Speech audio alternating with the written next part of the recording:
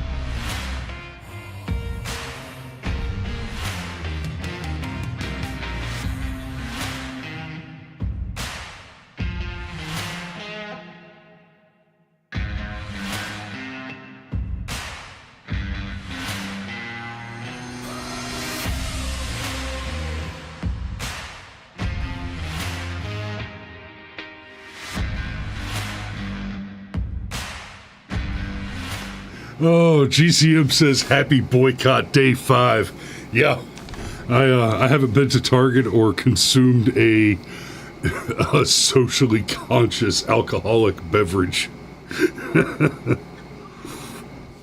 Oh, okay. So good morning. I see Uncle Steve. I see Dad.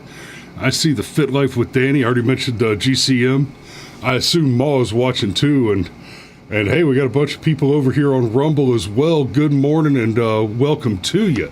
So, this is the Brushfire Mind, and a lot of what we do on this show, and this is largely because of my background in military intelligence, analytics, and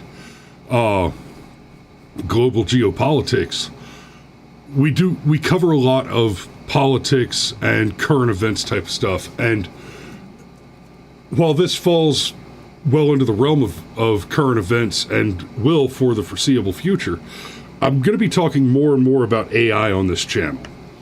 And there's a few reasons for that. So today we're gonna be doing some broad strokes, a little doomsaying, a little futurism, and even start to touch on some AI. So some sci-fi. So I guess I'll start with sci-fi.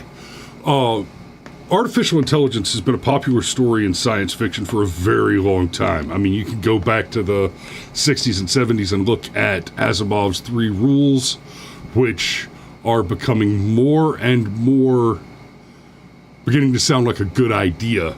The 3 laws that prevent robots from harming human beings through an action causing a human being to come to harm, etc., etc. The fact is, and there's good evidence to this argument in the documentary film How William Shatner Changed the World. The fact is that science fiction, hard science fiction, right? Let's not get confused with Star Wars and Star Trek. I'm talking about legitimate hard science fiction like Ringworld, like the works of Asimov or Heinlein, etc. Legitimate science fiction, hard science fiction, and Star Trek even falls to a lesser degree into the same category, is a solid predictor of future probabilities, not possibilities. You look at Star Trek, for example, especially the original Star Trek. And we literally have everything except the teleporters. And even that, I may need to get double checked on that. I don't know. I don't think they had transporters in. Anyway, I don't remember. I suddenly am not sure if the teleporters were part of the original or if they came along with the next generation. But it's not. It's neither here nor there. The communicators, that's literally how cell phones came to be. Is a couple of guys watching Star Trek said, "Hey, wait a minute, cell phones would be awesome. Why don't we have more portable, more convenient, more usable radios?" Because at the time the original Star Trek came out, we absolutely had wireless communication, right? We had military radios, we had walkie-talkies to a greater or lesser extent, and they were limited by being bulky, by having to carry large, heavy batteries, and they had limited range. And then we move into the world of cell phone networks. The tablet, right? It's called a tablet computer now because PAD, which was the personal assistant data device, I think is what the acronym stood for. The concept and the name was copyrighted by Star Trek. Science fiction eventually becomes science reality. Fast forward to 2023, and we have seen in just the last year, 9 months really, extraordinarily rapid developments in artificial intelligence. Now, it is the year 2023, which means that next year is a general election.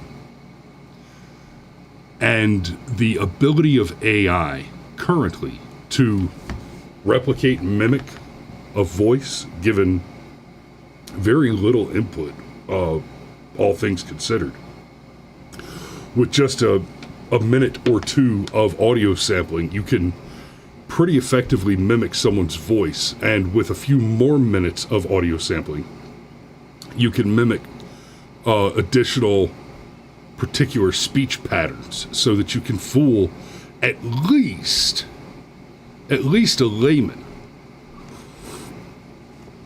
Similarly, Adobe just rolled out with their Photoshop beta software a generative fill program, which I used this morning. Right, I used it this morning to create an image. Let me share a little something with you real quick. This is the original image that I generated with Midjourney to build this morning's thumbnail out of. And then this one, see, as I show you the thumbnail, you can see that the original image from Midjourney is just this bit in the center here, right? So I plugged this image into Photoshop, and Photoshop extrapolated from this center here with artificial intelligence, extended the backdrop, extended the cityscape around the post-apocalyptic wasteland. That's all AI generated, right? And then over here you got your little bug that I threw in there because I want to talk a little bit about nanotechnology in this conversation. And that is artificial intelligence driven technology that has developed just over, oh, damn it, I see what I did now. There, that has developed just in the last year and change. The power of that, as I mentioned, it's 2023. We're going into a general election next year. We're about to start. Just in the next few months, we're going to see, over the next several months, we're going to see a serious ramp up in campaigning. And it's already the case before we've even gotten to campaigns for the most powerful and important political position on the planet. We've already seen the use of not even AI, but just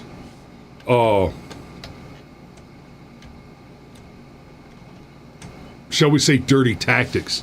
For example, we have an article from just a couple days ago. January 6th committee added audio to silent security footage. So, I don't even have to go back all that far to go to the Kyle Rittenhouse case, where the FBI provided evidence which was proved to be doctored evidence. It was regenerated and upscaled video surveillance footage, which, here's what I want you to understand.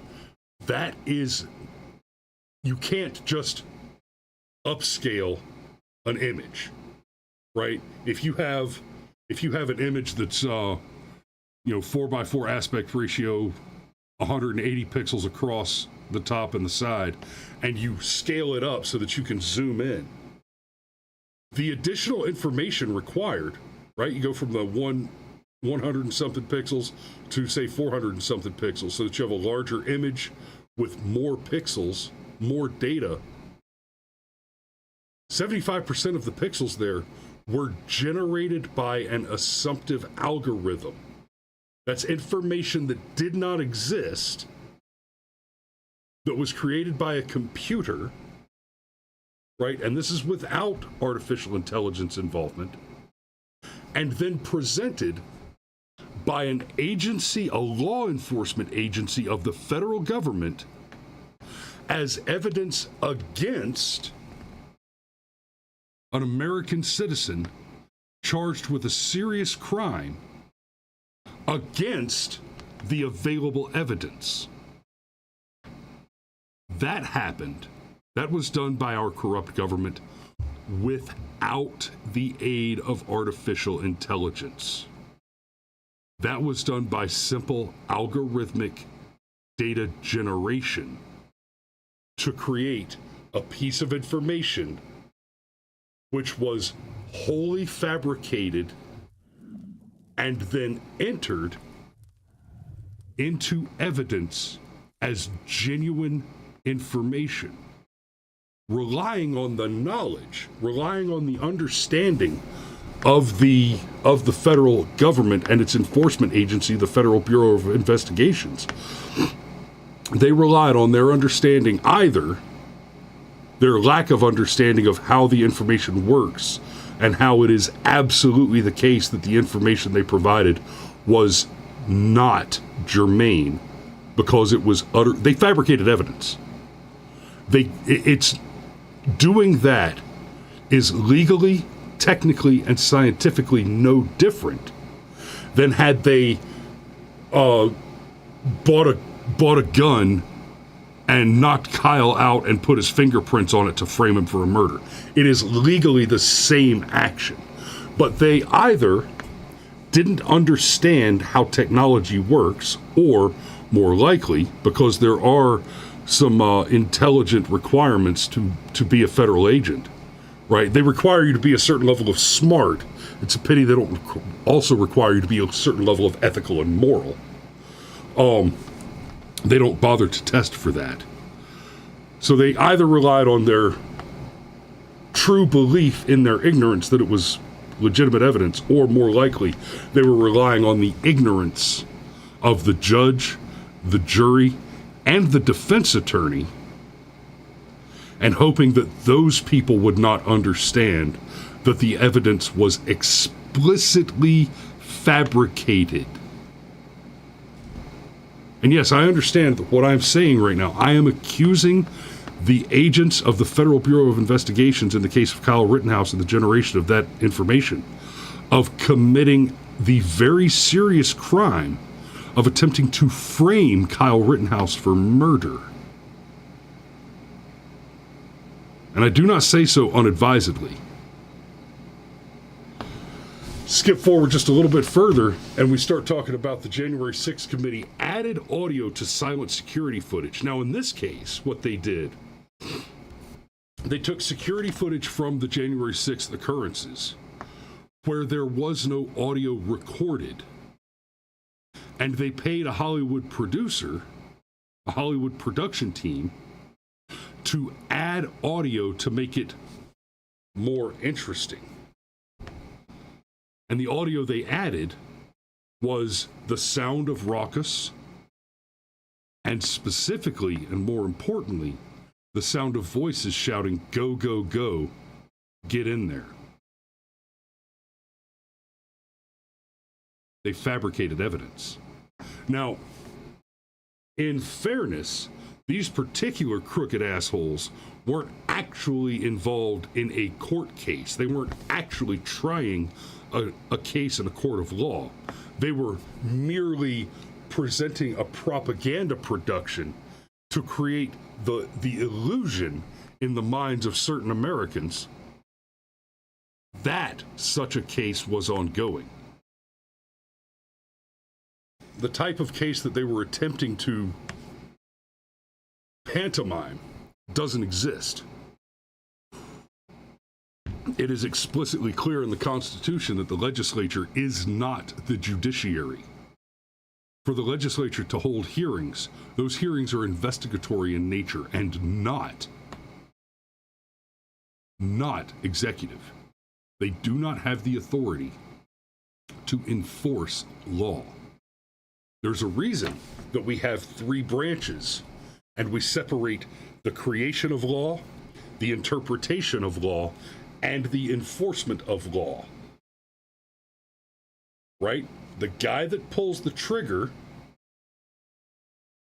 should not be the guy who decides why the trigger is pulled. Not when you're talking about government entities. So, going into the election, how is this going to matter? Well, we've already seen artificial intelligence do some funny things. And you'll remember on this show, we talked about the time that the AI Lambda hired a lawyer to advocate for its rights as a person. Now, this story was cute. It was funny. At that particular stage in the development of artificial intelligence, it's not likely, in my opinion, that the AI was actually sentient and self-aware and capable of honestly arguing for its rights or hiring a lawyer.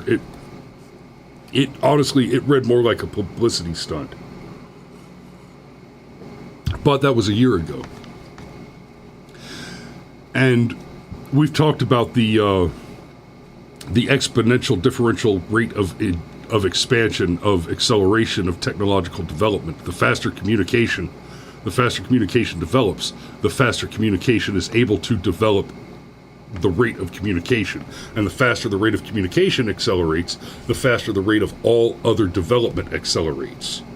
Right? It's the trick. You know, it took 8,000 minds, some 6 years in the Manhattan Project to create the atom bomb. And at the end of the day, that sort of technological development is a question of how many hours, how many mind hours does it take, right? We're talking about computational capacity. How much computational capacity is required to complete the algorithmic functions of the project and solve those particular mathematical questions.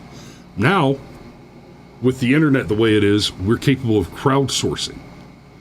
So you don't need 8,000 geniuses when you can access a billion relatively mediocre minds.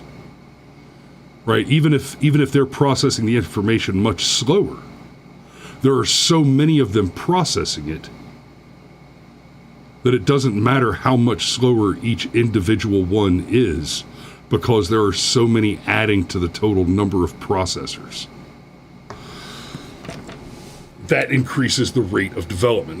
That's why AI has been able to develop from the goofy, crappy joke that Midjourney was this time last year into the elegant and frankly beautiful piece of code that it has become. As we move into the primaries, we're going to start seeing video and hearing audio clips that were generated by artificial intelligence of politicians saying and doing things that they ought not to be seen or heard saying or doing. More importantly, we're going to see video clips of politicians saying things or doing things that they ought not to have been seen or heard saying or doing, which will be legitimate, genuine article evidence of misconduct. And then when the politician says, that never happened, that's a deep fake. Right? Go back a few years and remember Joe Biden saying, what happened? Well, son of a bitch, he fired the prosecutor. Joe's never had the temerity to deny the allegation that he made that statement. Amusingly, he's only argued that he had the authority to commit the particular crime which he committed in that case, which incidentally is the same crime for which they impeached Donald Trump on one of the occasions.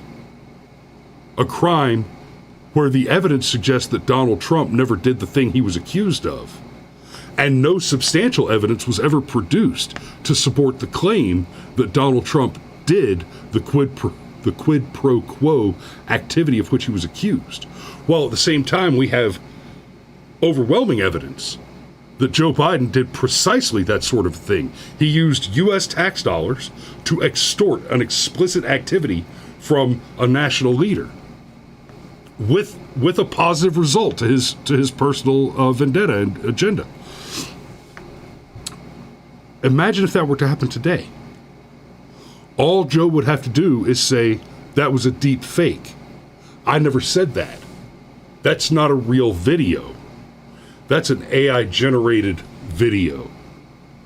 That's not real.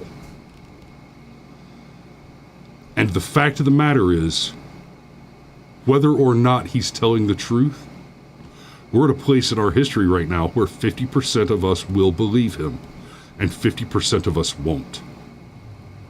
And what it'll come down to is you will believe the evidence that is provided by or denied by the guy you like. And the real fact is, you will not be intelligently able to trust any evidence or denial of evidence produced for as long as computers exist into the future. Your ability to trust the evidence of your eyes is about to have been destroyed completely. Now, as we move forward with this, there is possibly a silver lining. It could be the case that because we cannot trust that evidence, and this is an argument that I want you guys making, right? You've heard me talk about preaching to the choir, right? I'm about to say some things that many of you are going to already agree with and maybe have even thought about a little bit. Here's something I want you to start talking about your friends with.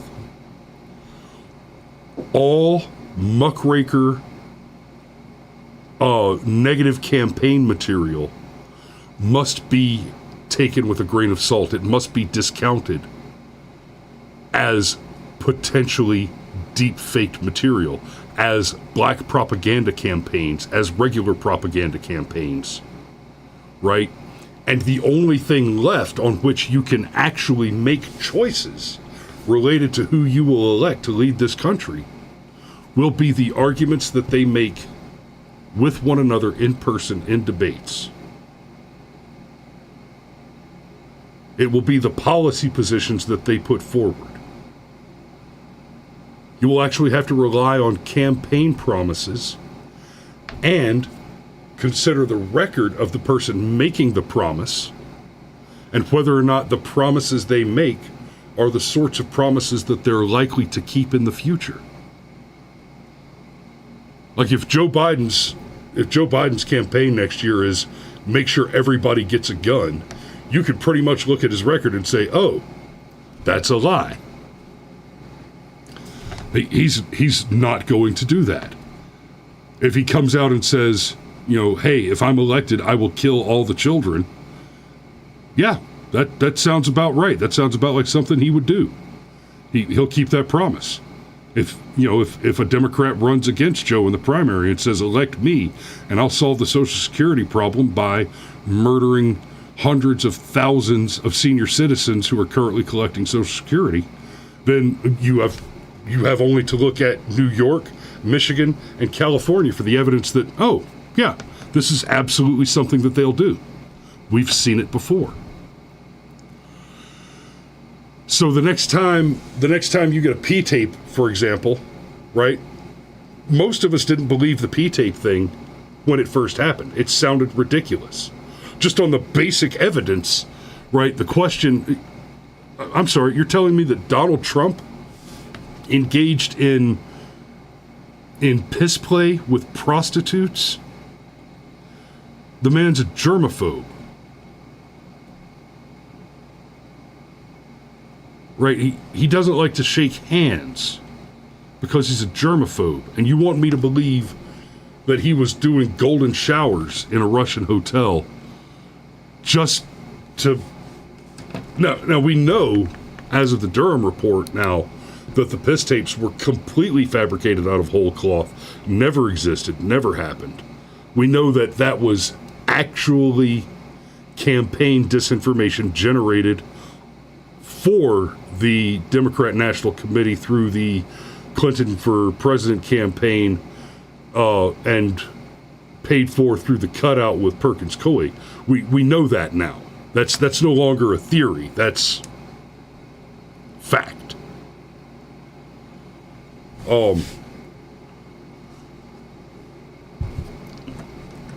And that all happened before we had deep fakes to worry about. So when Donald Trump says, hey, elect me and I'm going to fire everybody, you don't even have to argue with your buddies that, oh, well, no, it's just his thing where he makes the big ask and then he gets, he asks for twice what he wants. So when he only gets half, he actually gets the thing that he started off wanting. No. Donald Trump says he's going to fire everybody. I think he's going to fire everybody. There may be, and yeah, he should.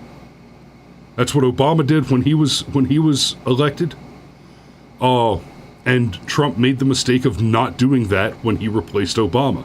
So he went into his presidency hamstrung by a bunch of Obama loyalist sycophants who worked tirelessly and constantly to hamstring, derail, and devalue the presidency. I would go so far as to say that the remaining people that Donald Trump didn't fire, a large number of them were engaged in treason. They were party to the soft coup that led to the 2020 debacle. So, going forward, I want you guys to make use of the AI. I said it before, and I'm going to keep hammering this point. I want you guys to understand this.